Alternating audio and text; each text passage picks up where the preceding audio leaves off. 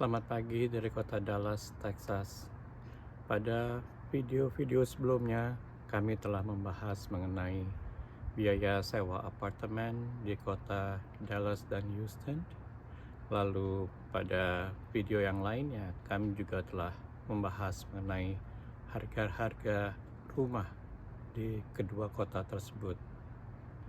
Dari beberapa video yang telah kami sajikan, timbul pertanyaan-pertanyaan, apakah lebih baik kita menyewa apartemen ataukah lebih baik untuk membeli rumah? Mari kita bahas satu persatu mengenai pilihan ini. Tentu pertanyaan ini adalah pertanyaan klasik yang jawabannya bergantung pada banyak hal. Yang pertama, kalau kita hendak menyewa apartemen, tentu prosedurnya lebih mudah. Kita cukup menunjukkan ID kita dan social security number kita. Tapi biasanya manajemen dari apartemen ingin memastikan bahwa kita mempunyai penghasilan yang mencukupi untuk membayar sewa apartemen. Jadi katakanlah biaya sewa apartemennya adalah 1.800 per bulan untuk 2 bedroom.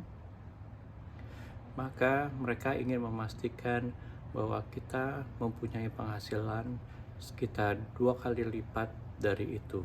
Jadi sekitar $3.600 per bulan. Banyak masyarakat di Amerika yang lebih senang untuk tinggal di apartemen hingga belasan tahun, bahkan berpuluh-puluh tahun. Mereka mempunyai alasan-alasan tersendiri. Antara lain yang pertama adalah mereka lebih senang untuk tinggal di tengah kota tanpa harus commute atau berkendaraan dari pinggiran kota. Bagi mereka, tinggal di apartemen lebih memungkinkan karena untuk membeli rumah di tengah kota harganya sangatlah tinggi. Dan yang kedua adalah bagi mereka yang memang hanya merupakan keluarga kecil, yaitu tanpa anak, atau kadang-kadang mereka hidup single. Bagi mereka lebih baik untuk tinggal di apartemen, hidup secara simpel tanpa memikirkan tentang pemeliharaan suatu rumah. Dan yang ketiga adalah bagi mereka yang bekerja sering berpindah-pindah tempat, sehingga bagi mereka akan lebih fleksibel dan lebih mudah untuk tinggal di apartemen, dan setiap kali hendak pindah mereka hanya sekedar menyelesaikan masa kontraknya dan dapat dengan mudah pindah ke tempat.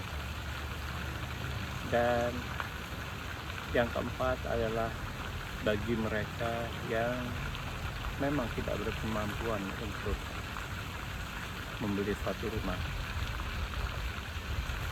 Dan hal ini bukan karena sekedar mereka tidak punya uang untuk membeli rumah, tetapi juga tidak memungkinkan untuk membeli rumah karena mereka memiliki suatu kredit record yang buruk. Khusus untuk yang alasan keempat ini, mari bersama-sama kita bahas lebih lanjut. Untuk membeli rumah biasanya memerlukan pinjaman dari suatu bank. Nah, untuk ini bagi orang-orang yang mempunyai kredit record yang kurang baik, tentu tidak mudah untuk mendapatkan pinjaman dari bank. Kalaupun ia bisa mendapatkan pinjaman dari suatu bank, tentu bunganya akan sangat tinggi karena dianggap suatu pinjaman yang beresiko tinggi. Katakanlah suatu rumah harganya 400.000 US dollar, maka bank akan membebankan bunga sekitar katakanlah 6% per tahun.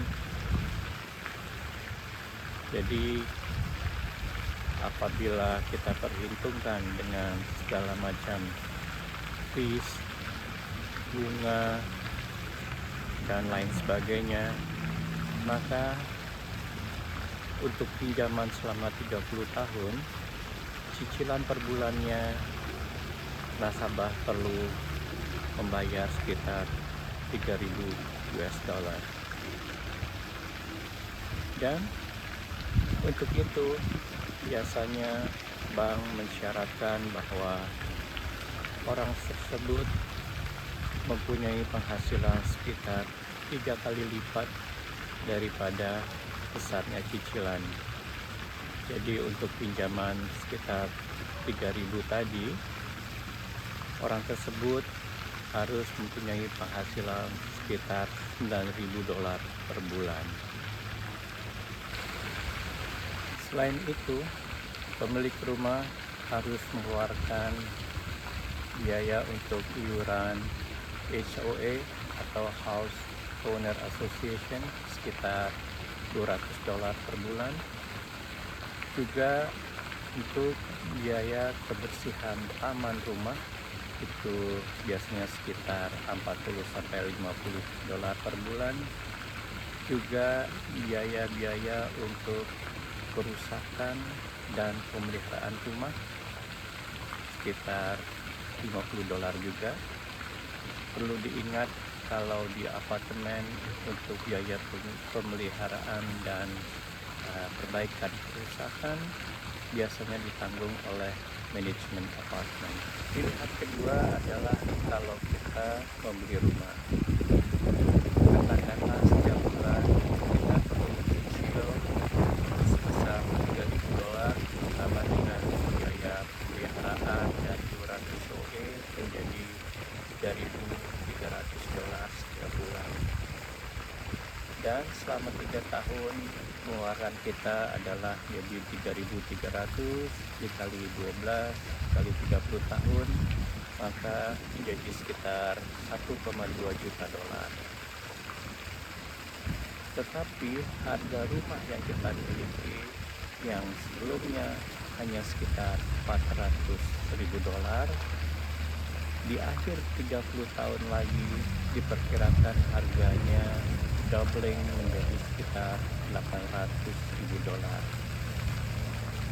Oleh karenanya, apabila kita perhitungkan kemudian biaya yang kita keluarkan adalah 1,2 juta dolar, tapi kita sekarang memiliki aset 800.000 dolar, maka biaya yang hilang terpakai untuk bunga dan biaya pemeliharaan dan lain sebagainya adalah 1,2 juta dolar dikurang 800.000, yaitu 400.000 dolar.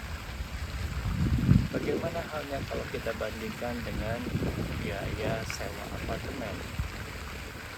Biaya sewa apartemen selama 30 tahun adalah 800.000 dolar. Tapi pada akhir 30 tahun kita tidak memiliki apa-apa, tidak memiliki aset dari uang yang kita keluarkan setiap bulan.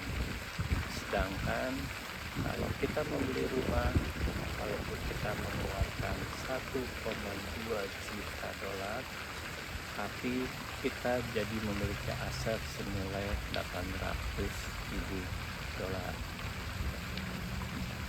Maka kalau dibandingkan, biaya yang hilang ketika kita sewa apartemen adalah 800.000, sedangkan kalau kita membeli rumah biaya yang hilang adalah 400.000.